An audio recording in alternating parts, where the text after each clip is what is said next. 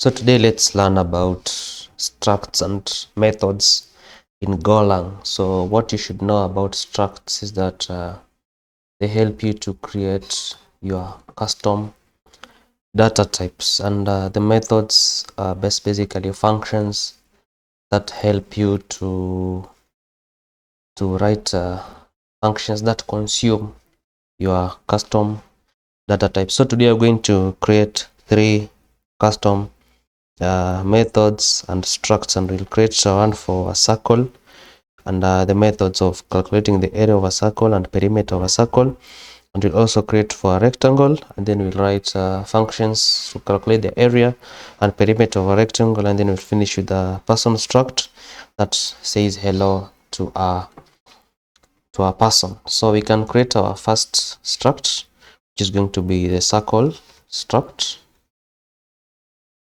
And to define a struct in Go, you just start with the type keyword, and then you define your struct. Just call it circle, and then you use struct,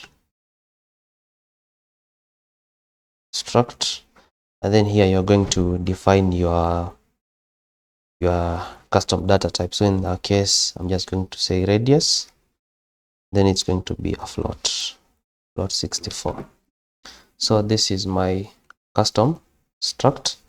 Then I'm going to define my method. So I'm going to define 2 methods. I'm going to define an area method and a perimeter method. So of course, as basically we've defined function using the func keyword, and then we're going to reference the custom struct that we have defined. Then we can say area. For now, the area is just going to be empty. Not going to return, like it's not going to accept any variables, and then it's going to return float 64. And of course, as we all know, to calculate the area of a circle, it is pi r squared. So we're just going to return math.pi,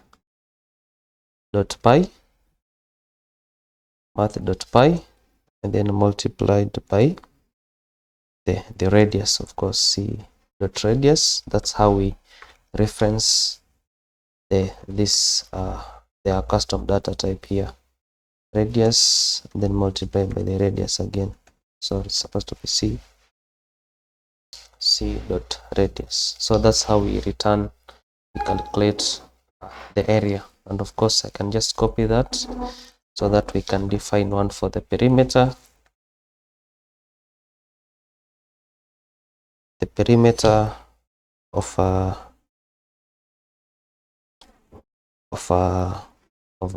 circle, of course, it's going to be, how do you calculate the perimeter? It's 2 pi r, right? So just going to say 2 pi r. So I can just do this, 2 multiplied by pi multiplied by the radius. Now we have defined them. I can just get rid of this. Now we have to use them, and then the first thing you have to initialize it. I can just say c.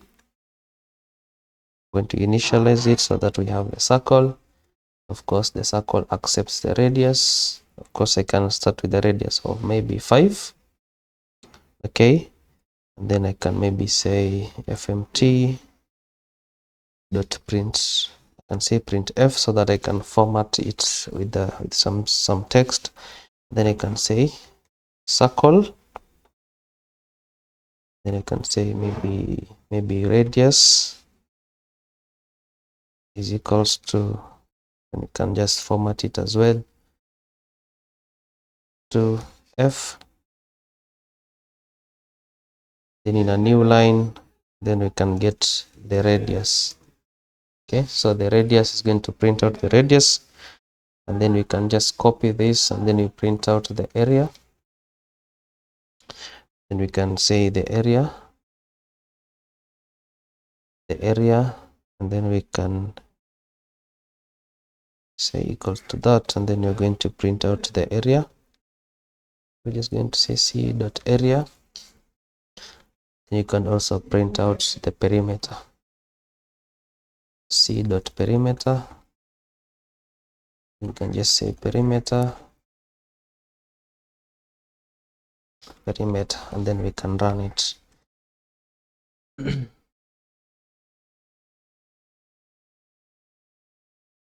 So now this is going to get the radius that we have defined here. Then it's going to calculate the area. Then it's going to calculate the perimeter. You can see, okay, I can remove this. Then you can also remove that one. So the area is 78.54 because the radius is 5. And then the perimeter is 31.4. So that's basically how you can define your type struct. And then I'm just going to define another one. But in this case, this is going to be for the rectangle. Because as we all know, rectangle has length and width. So I can just change this to rectangle. And then the parameters, we're just going to have, of course, it's width and length. It's length. Okay, we can call it rectangle length and width and height. Height, is it a rectangle or something? Okay, width, and then we have the height, and of course both of them are going to be float. And then now we are just going to return the area. Okay, going to return the area, but in this case going to reference rectangle. Okay, after referencing the rectangle, to calculate the area, of course it's width times height. Okay, so in this case we're going to have, and just change this to r. Then it's going to be r dot height multiplied by r dot width. And then I can get the perimeter as well, and just copy that and then change this to perimeter. And then in this case, of course, it's rectangle, and then the perimeter, of course, it's length plus width multiplied by 2. So I can just cut that. Oh, sorry, I can just cut this. Then it's going to be 2 multiplied by this, but now in this case it's going to be plus length, the width and the height, and then you multiply by 2. That's where you get the perimeter. So I can just come and copy this for the rectangle, and then of course I can just say this is going to be r. Then I'm going to get the rectangle. Then now we need to define the width, and maybe say a width of 5, and then the height of maybe 6 or 5 as well. That will be a square. So width, maybe I can say maybe this should be 10, then a height of 5. Okay, and then here I'm just going to say rectangle, and then we're going to have width. Okay, now since you're going to reference the width and the height as well, so I'm just going to get width, and then I can maybe do a comma and then say height,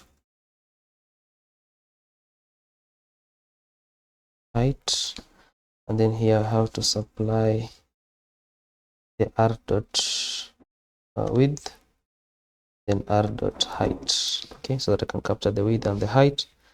And then the area is going to be r dot area, then r dot perimeter. Then I can run this. Then as you can see, rectangle width is 10 and the height is 10. So 10 times 5, that's 50. And then 10 plus, that's going to be 15 times 2, 30. So the area and the perimeter. And then the last one, we can maybe create a function for a person, a method for a person, so that maybe when you enter the name, it can maybe say hi to them. So I can just copy that. Then I can call this one person, and then of course the person is going to accept a name and of course in our case it's going to be a string. Okay, and then now I'm going to define the method. I can just call the method maybe, okay, what can I call the method? Greet, of course, and of course we have to reference the person. Then I can just call it greet. Okay, and then it's also going to return a string, and then we're going to return maybe hello. I can add a space, then p.name.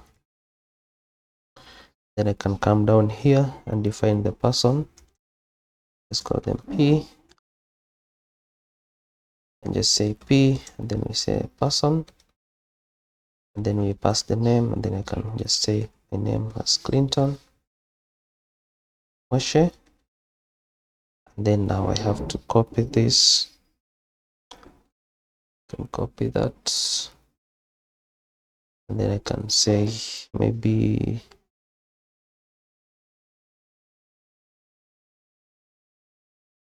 greetings, and then since I'm formatting a string, I'm just going to get rid of this. Then I'm going to say s, also get rid of that, and then I'm going to say p.greet. Okay, and then we can run this, and then we see how it looks like, and you can see hello Clinton Moshe. If we just change the name here to maybe Peter, should be able to say hello Peter. So just a recap of what we have learned today. We have learned about structs, and we say that struct are composite data types that allow you to create your custom data types. In this case, I have defined a struct called circle that accepts a radius. Of course, it's a float, and then I've created two methods, one for calculating the area and for the perimeter. And since we are referencing the radius, we can access this r by using c.radius. So to calculate the area of a circle, we can say it's pi r squared, and that's how you return it. And then calculate the perimeter, normally 2 pi r, so it's 2 multiplied by pi multiplied by the radius. And when you are defining your circle, you're going to supply the radius. Then you can access the area by just saying by after initialization. Of course, you can initialize it like this, and then you can access the area by c.area and then c.perimeter. And then we also defined the rectangle. Of course, it has the width and the height. They're both float, and then you can calculate the area by multiplying the height and the width. And then to calculate the perimeter, it's length, the height plus the width, then multiply by 2 to get the perimeter. And then you come and initialize it here by providing the width and the height, and then you can extract the area and the perimeter. And then finally we defined a struct called person, which accepts name, and then a function, a method called greet, which utilizes the person struct, and then it says hello to the person that was defined. And then you can come and initialize it here, and then you get your greet. So basically that's how you can use structs, and of course you'll use them a lot in real life application. Thank you guys, and see you in the next video.